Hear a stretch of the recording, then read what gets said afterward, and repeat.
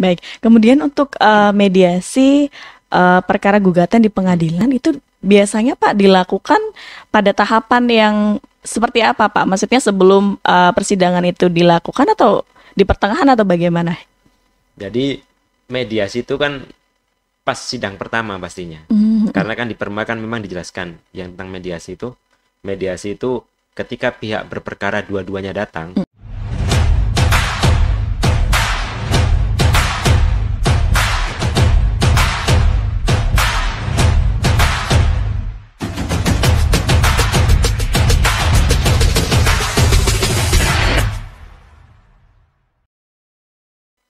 Assalamualaikum warahmatullahi wabarakatuh.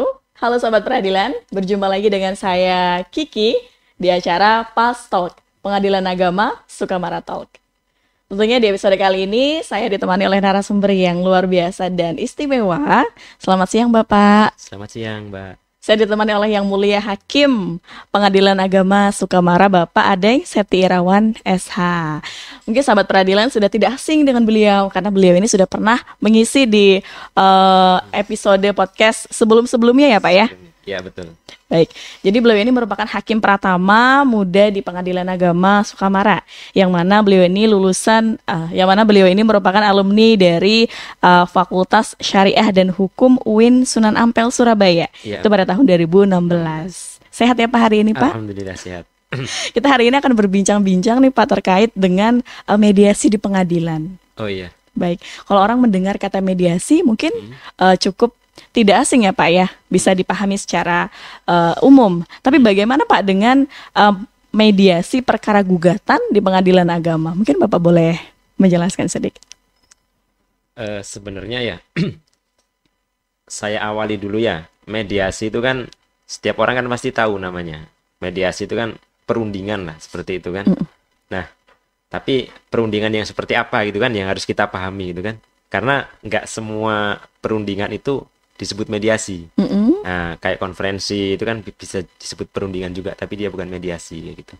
Nah, mediasi itu terkhusus untuk mencapai kesepakatan.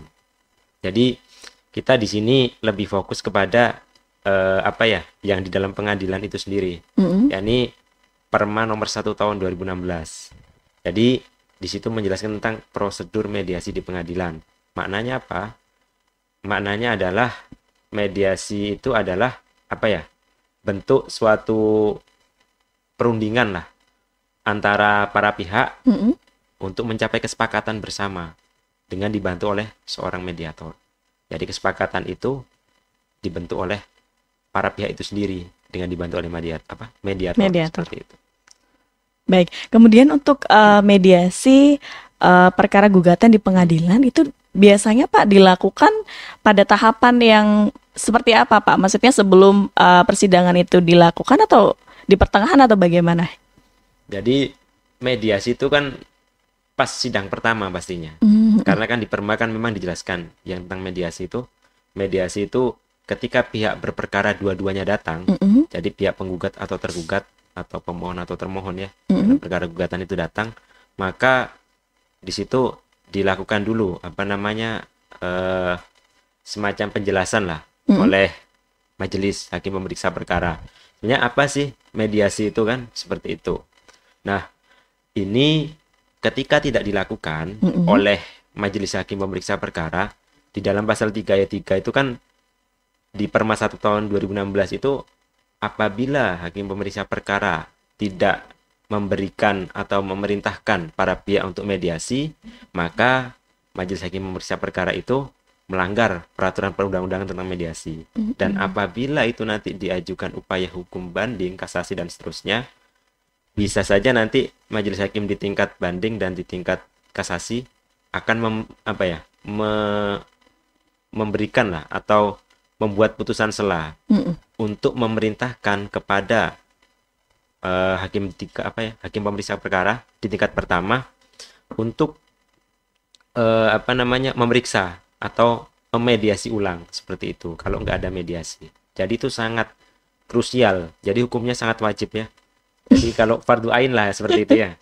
Jadi mediasi itu setiap perkara gugatan yang masuk di pengadilan, baik pengadilan agama maupun peradilan umum harus menempuh mediasi. kecuali ada pengecualian, ada beberapa perkara Mm-mm. seperti itu.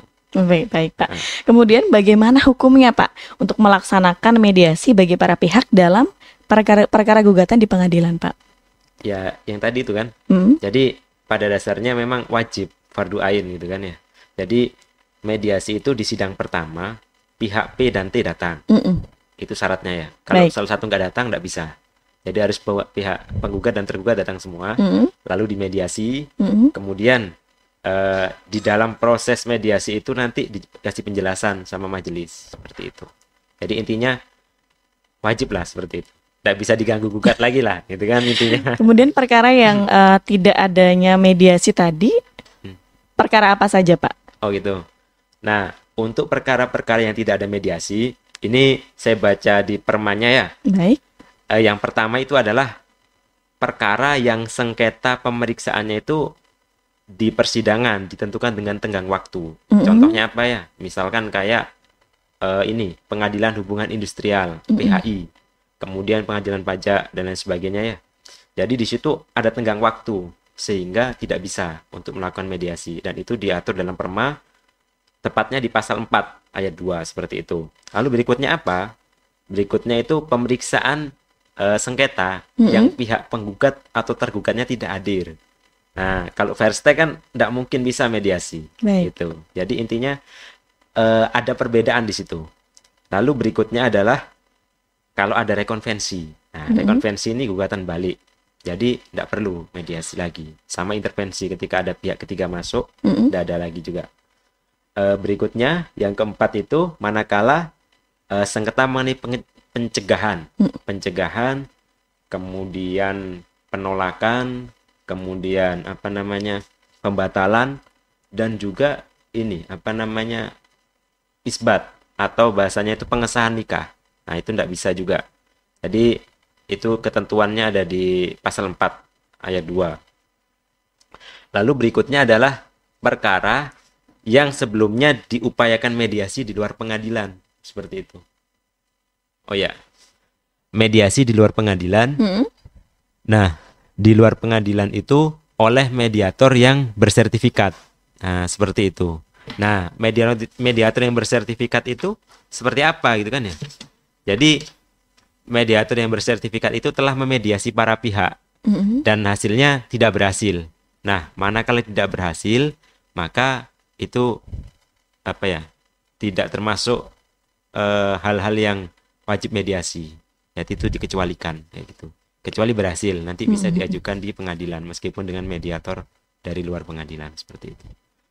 Ini ya, jadi ada penjelasan ini, ada dua mediator itu ya, mediator hakim. Baik. Dan juga mediator non hakim. Kalau mediator hakim kan hakim dari pengadilan. Nah, kalau yang non hakim itu dia yang punya sertifikat kompetensi sebagai mediator, seperti itu. Jadi Berarti tidak semua orang bisa menjadi bisa menjadi mediator. Manakala dia tidak punya sertifikat gitu, atau profesi yang sedang dijalani oleh mereka kayak gitu. Berarti tidak semerta-merta ya Pak ya? Iya, tidak semua lah. Tidak semua maksudnya. Berarti ada dua mediator, ada dua kategori yang dapat menjadi mediator tadi ya Pak ya. Kemudian Pak, apa saja sih Pak jenis perkara yang wajib menempuh upaya mediasi di pengadilan itu sebelum proses litigasi? Oh gitu. Jenis perkaranya ya? Baik. Kalau jenis perkaranya sebelum menempuh mediasi itu memang ada beberapa jenis-jenis perkara. Ya ini yang tadi saya katakan tadi kan. Jadi jenis perkaranya itu ada 5 yang tadi saya katakan. Jadi 5 itu tidak termasuk yang wajib mediasi atau dikecualikan. Di pasal 4 ayat 2 Perma nomor 1 tahun 2016 itu di situ semua dimasukkan. Lalu di dalam pada intinya ya, semua perkara di peradilan agama dan di peradilan umum atau pengadilan negeri itu wajib mediasi. Kecuali 5 tadi. Kecuali 5 tadi yang sudah dijelaskan ya Pak ya. Dan ini kan di dalam Perma itu kan tertulis peradilan itu pengadilan tingkat di Perma itu kan pengadilan ada pengadilan tingkat pertama dan tingkat banding. Nah, maksudnya itu apa? Itu maksudnya pengadilan agama dan peradilan negeri atau pengadilan umum. Itu. Jadi peradilan umum dan peradilan negeri itu dikhususkan karena memang ada potensi gugatan mediasi di situ. Ada perkara gugatan yang dimediasikan. Nah, kenapa kok di itu nggak ada? Memang belum diatur. Gitu. Di militer, di pengadilan militer kenapa nggak ada juga? Karena memang belum diatur di perma tersebut. Jadi hanya berlaku di peradilan umum dan peradilan agama aja perma ini. Kemudian Pak, bagaimana dengan mekanisme prosedur mediasi di pengadilan, Pak? Mekanismenya ya. Jadi sebenarnya sih proses mediasi itu muncul lah di sidang pertama. Nggak mungkin di sidang kedua mediasi, kecuali pihaknya nggak datang ya. Kalau pihaknya nggak datang bisa ada kemungkinan mediasi di sidang kedua. Jadi pertama itu ada sidang pertama, ya kan, sudah dibuat. Pihak P dan T datang nih. Kita anggap datang semua nih ya kan. Kalau satunya nggak datang, nggak bisa. Pihak P dan T datang, lalu majelis hakim pemeriksa perkara memberikan penjelasan dan perintah juga. Ini pian wajib memediasi atau melakukan mediasi. Gitu. Nah, nanti dari kewajiban itu majelis hakim memberikan penjelasan dalam bentuk formulir penjelasan mediasi. Jadi formulir itu nanti yang akan ditandatangani oleh para pihak ketika sudah dikasih penjelasan mengenai mediasi itu sendiri. Nah, setelah itu ada penjelasan, majelis hakim menawarkan kepada pihak berperkara mau milih mediator sendiri atau dipilihkan majelis. Nah, itu ada batas waktunya juga. Nah, biasanya kami untuk sidang pertama itu kita tentukan saat itu juga. Memang di perma memang tertulis 2 hari memilihnya. Jadi waktu pemilihan itu, pemilihan mediatornya. Tapi dalam pelaksanaannya kita menghargai asas sederhana, cepat dan biaya ringan itu, maka cukup sekali sajalah. Hari ini juga kita tentukan. Kita tawarkan kepada para pihak mau milih sendiri atau kita pilihkan. Tapi kebanyakan kita yang memilihkan. Sehingga akhirnya kita menunjuk mediator di pengadilan agama Sukamara kayak gitu. Dan itu harus yang bukan sidang, harus yang bukan hakim memeriksa perkara, harus non. Jadi di luar hakim yang bersidang, mediatornya itu. Pada dasarnya tidak boleh yang sedang bersidang, manakala ada hal lain itu baru diperbolehkan seperti itu. Begitu. Kemudian Pak, bagaimana berapa lama nih Pak waktu mediasi di pengadilan setelah sidang pertama? Untuk waktu ya, untuk waktu itu sebenarnya kita melihat ada istilah 30 hari. Nah, jadi kalau kita lihat di perma ini kan kita melihat waktunya ini, nah di pasal 24 ayat 2 perma nomor 1 ini maksimal 30 hari terhitung sejak dibuatkan penetapan. Nah, penetapan mediator kayak gitu. Jadi 30 hari itu waktunya. Lalu para pihak ini bisa melakukan permohonan kepada majelis hakim pemeriksa perkara untuk tambahan waktu maksimal 30 hari. Dengan catatan pengajuannya itu disertai alasan-alasan yang konkret dan bisa dipertanggungjawabkan atau yang bisa diterima seperti itu. Lalu setelah ada permohonan itu, ketua majelis hakim pemeriksa perkara kemudian memberikan izin untuk penambahan waktu seperti itu. Jadi untuk penambahan waktu 30 hari itu tidak semudah itu. Jadi harus ada proses pengajuan ke majelis hakim pemeriksa perkara untuk penambahan itu. Seperti itu. Lalu apakah nanti setelah 30 hari itu selesai? Nah, pertanyaannya kan di situ kan. Nah, sebenarnya itu bukan selesai sih. Memang di tingkat sebelum pembacaan gugatan atau mediasi awal memang selesai dia mediasinya.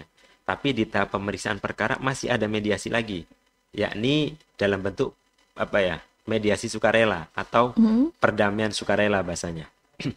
Di mana perdamaian sukarela itu diajukan oleh kedua belah pihak, baik pihak penggugat maupun tergugat, seperti itu. Biasanya memang kita ndak henti-hentinya lah untuk selalu memberikan masukan dan saran agar mereka ini berdamai kan, setiap sidang. Nah, ada kalanya mereka tiba-tiba pingin semacam memberikan keinginan lah atau mempunyai keinginan gitu kan untuk berdamai. Maka kita fasilitasi dengan mediasi sukarela tadi. Nah, terus mekanismenya seperti apa gitu kan? ketika misalkan ada yang mengajukan itu, lah kemudian si ketua majelisnya ini dia menunjuk salah seorang hakim anggotanya untuk bertindak sebagai mediator. Tapi khusus untuk perdamaian sukarela ini. Jadi boleh hakim anggotanya. Tapi kalau yang mediasi di awal tadi nggak boleh. Harus non yang bersidang atau majelis di luar majelis hakim yang bersidang. Lalu setelah itu, dari permohonan itu ketua majelis lalu membuat penetapan lah, penunjukan mediator sekaligus menunda sidang selama 14 hari untuk upaya mediasi yang dilakukan oleh hakim dari anggota tadi yang melakukan mediasi pemeriksaan perkara. Jadi seperti itu ya. Nah, untuk perdamaian sukarela ini yang perlu kita ketahui juga, ini nggak hanya di tahapan tingkat pertama. Jadi upaya hukum pun masih ada. Jadi tidak berhenti. Jadi tahapan pemeriksaan perkara ini nggak berhenti hanya di tingkat pertama, tapi di tingkat banding, kasasi, dan PK itu masih ada. Seperti itu perdamaian sukarela. Baik, Pak. Kemudian, Pak, apa saja ruang lingkup materi yang memang dibahas dalam mediasi para pihak dalam perkara gugatan, Pak? Kalau ruang lingkup ya, ruang lingkup materinya itu sebenarnya sih lebih terbatas ya kepada posita dan petitum dalam gugatan. Sebenarnya seyogyanya dan seharusnya itu.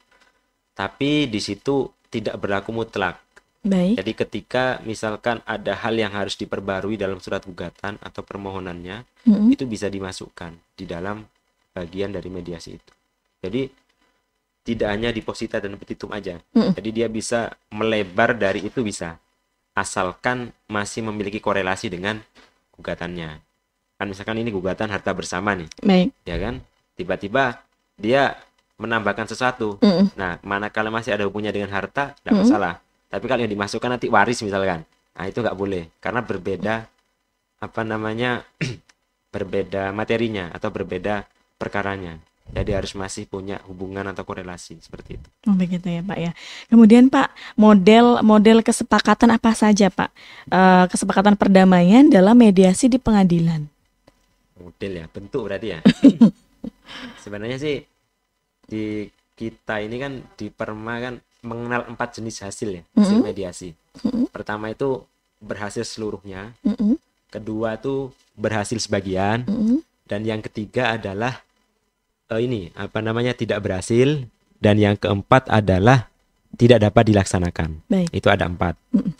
Nah, kalau untuk yang berhasil seluruhnya dan berhasil sebagian, ini pihak berperkara wajib membuat kesepakatan perdamaian dalam bentuk tertulis yang ditandatangani oleh para pihak dan mediator. Ini yang harus diwaspadai, harus benar-benar dicermati lah. Jangan sampai nggak ada kesepakatan perdamaian ketika berhasil seluruhnya dan berhasil sebagian. Ya, kalau berhasil seluruhnya itu jatuhnya di pencabutan perkara. Gitu kan? Kalau dia perkara perceraian.